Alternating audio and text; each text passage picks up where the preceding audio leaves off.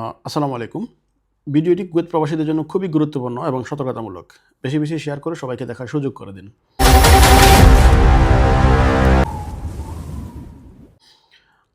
খুবই recently Kuwait civil aviation একটি notice করেছে। আমরা যারা দেশে যাওয়ার জন্য টিকিট বুক করি বা টিকিট কাটি, সেই টিকিটের মধ্যে অবশ্যই আপনার নিজের মোবাইল নাম্বার ইউজ করতে হবে। মোবাইল নাম্বার দিতে হবে। কোনো এজেন্সি বা রুমমেট বা ভাই, চাচা কারো নাম্বার দেওয়া যাবে না। যার টিকিট অবশ্যই তার মোবাইল নাম্বার সেই টিকিটে দিতে হবে। অর্থাৎ যদি বিমান ডিলে হয় বা ডেট চেঞ্জ হয়, যে কোনো ইনফরমেশন আপনার মোবাইল নাম্বারে তারা 2 ঘন্টা বা 3 ঘন্টা আগে মেসেজ করে আপনাকে জানিয়ে দেবে।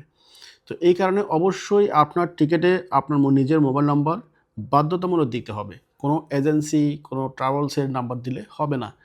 সো এখন যারা দেশে যাওয়ার জন্য টিকিট কাটবেন, অবশ্যই সেই টিকেটে আপনার মোবাইল নাম্বার ইউজ করবেন, যাতে আপনি ফ্লাইট সংক্রান্ত সমস্ত ইনফরমেশন আপনি নোটিফিকেশনের মাধ্যমে পান, মোবাইলের এসএমএসের মাধ্যমে পান। সো সবাইকে ধন্যবাদ। সবাই সতর্ক থাকবেন। বিষয়টি শেয়ার করে সবাইকে জানার সুযোগ করে দিবেন। ধন্যবাদ সবাইকে। আসসালামু আলাইকুম।